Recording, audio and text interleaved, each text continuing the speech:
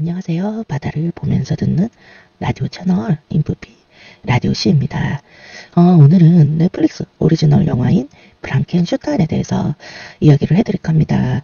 이 영화는 부국제, 부산국제영화제의 갈라 초청작이기도 했는데 저는 부국제에서 이 영화를 보았습니다. 감독님께서 기에르모 델 토로 감독님이 만들었는데 지금 개봉해 있는 상태이기도 한데요. 넷플릭스에는 11월 7일 날 나오게 될 것입니다.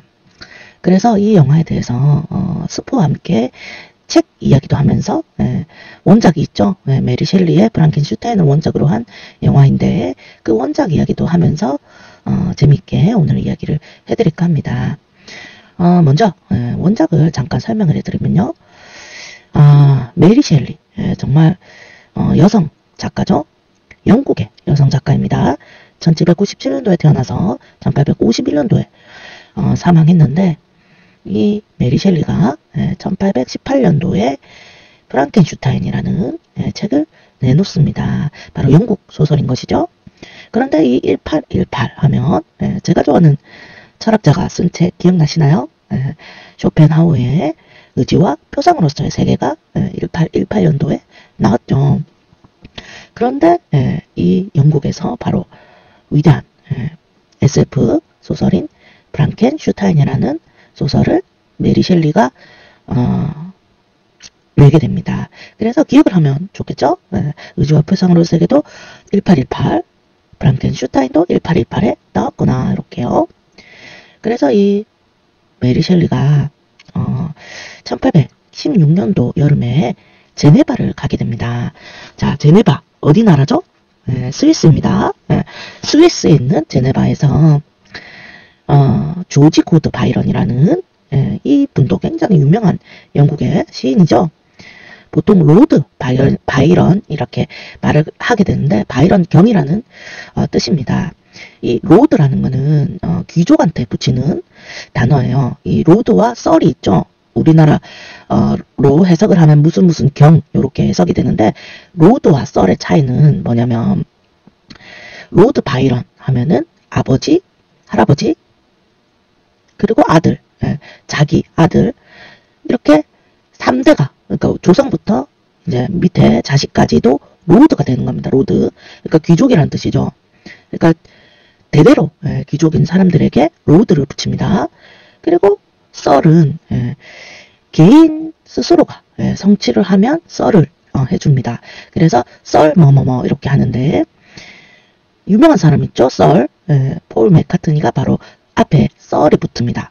그래서 이 폴 맥카트니 경 이렇게 말하게 되는 거죠. 근데 이 썰은 개인이 노력을 해서 자기 자신만 붙일 수 있어요. 아들한테는 썰이 못 갑니다. 자기 자신 당대에 끝나는 그렇게 차이가 있습니다. 굉장히 재밌죠. 그러면 남자는 로드인데 여자는 뭘까요? 여자 귀족 레이디 붙입니다. 레이디 제인 이렇게 하면 귀족이란 뜻이죠. 여자 귀족 굉장히 그렇게 이해를 하시면 됩니다.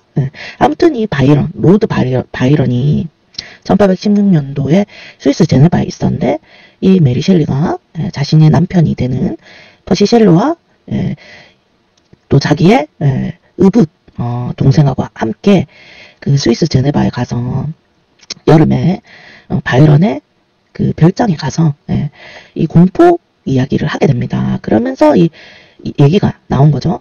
그래서 그때 자가난 괴물 이야기를 1818년도에 프랑켄슈타인으로 해서 출판을 하게 되는 것이죠. 그때 당시에 공포 이야기를 하면서 여름밤에 그것을 출판한 것이 바로 프랑켄슈타인이 되겠습니다. 아무튼 이 로드 바이런을 왜 얘기하는지는 제가 나중에 영화 이야기를 하면서 이야기를 해드릴게요.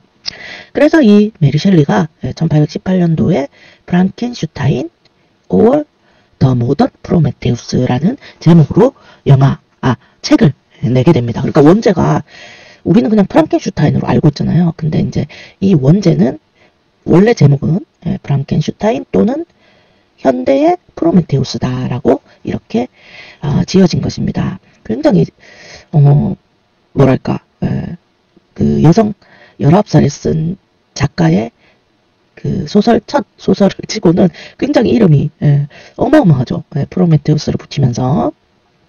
프로메테우스는 불을 가져다 준 그런 사람이죠. 그래서 신의 노염을 받아가지고 평생 간을 쪼이게 되는 그런 사람이었는데, 어쨌든 인간에게 불을 가져다 준 그런 프로메테우스를 이 프랑켄슈타인, 과학자 프랑켄슈타인이 바로 현대의 프로메테우스다라면서 이 책 제목으로 나오게 됩니다. 그러니까 이 불이라는 것이 이 중요하게 되는 것이죠. 파이어. 그래서 이 원작을 가지고, 메리 셸리의 원작을 가지고 프랑켄슈타인 영화가 나오는데, 바로 기에르모 델 토로 감독이 만들게 됩니다. 이 기에르모 델 토로 감독은 오스카 아이작 배우와 제이컵 엘로디 배우를 써가지고 영화를 만들게 되는데, 이 오스카 아이작이 바로 과학자 빅터 프랑켄슈타인을 연기를 했고요. 제이컵 엘로디가 바로 몬스터 역을 했습니다. 자, 프랑켄슈타인은 바로 과학자의 이름이었던 것이죠. 보통 우리는 그 괴물 이름을 프랑켄슈타인이라고 하잖아요. 그런데 사실은 괴물은 그냥 크리처, 몬스터 이렇게 지칭이 되고요. 이름이 없습니다. 원작에. 그리고 이 과학자 이름이 바로 빅터 프랑켄슈타인 박사였던 것이죠. 그래서 이 빅터라는 뜻은 영어로 하면 빅토리, 이해되시죠? 승리자, 승리한 사람, 이런 뜻입니다. 그래서 라틴어로 승리한 사람이라는 뜻인데, 빅토리아, 빅터 이렇게 이름을 붙이게 되면 승리자, 정복자라는 뜻입니다. 그래서 이제 작가가 주인공 이름을 승리자라고 붙였단 말이죠. 근데 과연 승리했을까요? 이 과학자는 빅터 프랑켄슈타인은 바로 몬스터 만들게 되는데, 시체를 기워가지고 그 번개를 관통을 해가지고 몬스터를 완성을 시킵니다. 그래서 이 빅터 프랑켄슈타인이 바로 창조주가 되는 것이죠. 메이커. 그리고 이 몬스터가 이제 피조물이 되는 것입니다. 그래서 이 창조주와 피조물 간의 관계를 이야기하는 그런 영화가 되겠고요. 그리고 이 몬스터, 자기 자신이 인간도 아닌, 그리고 이름도 없는 그런 몬스터로 내가 왜 태어났는가에 대한 근원적인 물음을 하게 되는 그런 영화를 보고 온 것입니다. 저는 이 영화를 봤을 때 굉장히 많이 울었거든요. 특히 이 2장 몬스터의 이야기가 나올 때 정말 제가 펑펑 울었습니다. 그 시체에서 태어난, 나는 시체에서 만들어졌어요 이렇게 하는데 너무 슬프더라고요. 물론 이제 원작을 봤기 때문에 사실 슬픈 건 아닐 수도 있는데, 사실 그 몬스터 이야기는 원작보다 훨씬 이 영화가 더 잘 표현했다고 그렇게 생각을 합니다. 특히 대사 하나하나들이 굉장히 좋았다. 이런 어떤 연극 같은 그런 느낌을 주는 그런 영화였습니다. 이 책하고 영화의 차이점은 이제 스포일러가 들어갔는데, 이 프랑켄슈타인의 영화는 약간 틀었어요. 기에르모 델 토로 감독이 결말을 약간 틀었는데, 그래서 더 감동적이었던 것 같아요. 정말 막 끝에서도 제가 막 눈물을 흘렸는데, 책하고 차이점은 뭐냐면, 책에는 배드 엔딩입니다. 배드 엔딩. 몬스터도 죽고 빅터도 죽고 북극에 그 북극해에 빠지는 걸로 나오거든요. 그러면서 끝나요. 그래서 이제 책은 배드 엔딩으로 끝났다면, 이 영화는 어쨌거나 저쨌거나 몬스터가 살아남는 걸로 했기 때문에 뭔가 해피엔딩 같은 그런 느낌이었고요. 그리고 이 책하고 또 영화의 차이점이 뭐냐면, 책에는 자신의 약혼녀가 죽습니다. 괴물에 의해서요. 근데 영화에서는 자기 여동생의 약혼녀로 나오게 되죠. 약혼녀가 둘 다 죽긴 하는데, 책은 자신의 약혼녀였습니다. 그러니까 빅터의 약혼녀가 죽게 되는 것이죠. 결혼식 때. 그리고 여성 몬스터를 만들어 달라고, 자기의 이제 짝을 만들어 달라고 하는데, 영화에서는 이제 거절을 하죠. 빅터가. 근데 책에서는 좀 어떻게든 반 정도는 만들다가 때려치웁니다. 그런 차이점이 있다고 하겠는데, 이 영화를 보고 정말 눈물을 많이 흘렸습니다.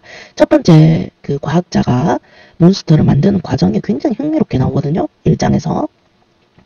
그런 부분도 미장센과 함께 굉장히 잘 표현됐다고 그렇게 생각이 들고, 2장에서 몬스터 이야기가 나올 때, 이 몬스터가 그 눈먼 할아버지와 함께 그 나가는 그 이야기들이 굉장히 잘 그려져 있어요. 그래서 책보다 책이랑 그 부분은 비슷한데 아무튼 책보다 훨씬 더 잘 표현했다. 그렇게 생각이 듭니다. 그리고 이 영화에 정말 칭찬할 점은 바로 음악 감독님이시죠. 알렉산드르 데스플라.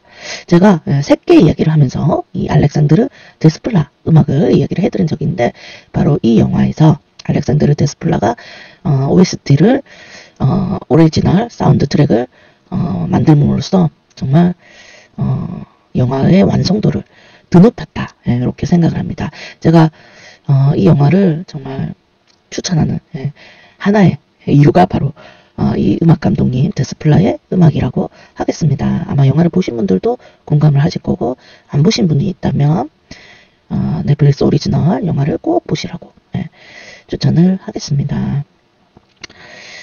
메리 셸리는 인프제 작가로 INFJ 작가로 추정이 됩니다. 그리고 이 영화에 나오는 몬스터가 왜 내가 태어났는지에 대한 그런 물음을 생각을 하는 to be or not to be 햄릿처럼 죽느냐 사느냐 이렇게 고민을 하는 이 몬스터가 바로 ENFP 유형입니다. ENFP. 그래서 제가 굉장히 좋아하는 그런 소설이기도 하고요. 이 몬스터에 이입을 할 수 있는 그런 느낌이 바로 제가 인프피여서 이지 않았나 그런 생각을 했습니다. 영화를 보면서도 그렇고 책을 보면서도 그렇고 굉장히 몬스터에 내가 마치 괴물 같은 그런 감정이입을 하는 그런 느낌이었거든요. 그래서 제가 막 눈물을 흘렸는데 영화에서 몬스터는 이제 살아남거든요. 그래서 이 영화에서 보면은 이제 오지만디아스라는 시가 나와요. 할아버지랑 책 이야기할 때 오지만디아스의 시를 읽는데 이 오지만디아스는 메리 셸리의 남편인 퍼시 셸리의 시입니다. 굉장히 유명하죠. 영국 시인. 이 퍼시 셸리가 오지만디아스라는 시를 읽게 되는데 람세스 2세를 그리스식 이름으로 하면 오지만디아스입니다. 그러니까 람세스 2세를 찬양을 했던 것이죠. 그래서 이 퍼시 셸리의 자기 남편의 시를 영화상에서도 나오고요. 그리고 로드 바이런의 이야기가 나옵니다. 마지막 그 끝에 영화 끝에 보면은 제가 이제 저의 유튜브 설명란에도 적혀 있지만 상처 입을지라도 계속 살아라. 이 말이 바로 로드 바이런이 말한 바이런의 그 시에 나오는 그거를 뽑아다가 이 기르모 델 토로 감독이 마지막 장면에 썼거든요. 그래서 비록 상처 입을지라도 계속 살아가라 이렇게 말한 바이런의 그 시를 넣었던 것이죠. 그래서 이 영화 프랑켄슈타인에는 메리 셸리의 프랑켄슈타인 이야기와 함께 퍼시 셸리의 오지만디아스 이야기도 나오고 로드 바이런의 시도 같이 언급을 해주면서 이 프랑켄슈타인이 정말 세 가지로 완성되는 그런 짧게 남아 알 수 있는 그런 영화를 기에르모 델 토로 감독께서 만들어 주셨습니다. 그래서 이 프랑켄슈타인에 대해서 알게 되면 바이런, 퍼시 셸리, 메리 셸리까지 다 알게 되는 그런 영화였습니다. 그래서 추천하는 별 5개짜리 영화이고요. 저는 프랑켄슈타인 책이 있습니다. 그래서 나중에 도서 이야기를 할 때 프랑켄슈타인 이야기를 해드릴 거고요. 그리고 이제 격가지로 노벨상, 노벨문학상 이번에 또 발표가 됐죠. 헝가리의 작가가 헝가리의 작가가 노벨문학상을 수상을 했는데 바로 사탄 탱고로 유명한 그 작가. 그래서 제가 나중에 프랑켄슈타인 책 이야기와 함께 사탄 탱고 이야기도 독서 편에서 업로드할 그런 예정입니다. 그래서 이 노벨문학상인 사탄 탱고 이야기도 기대를 많이 해주시고요.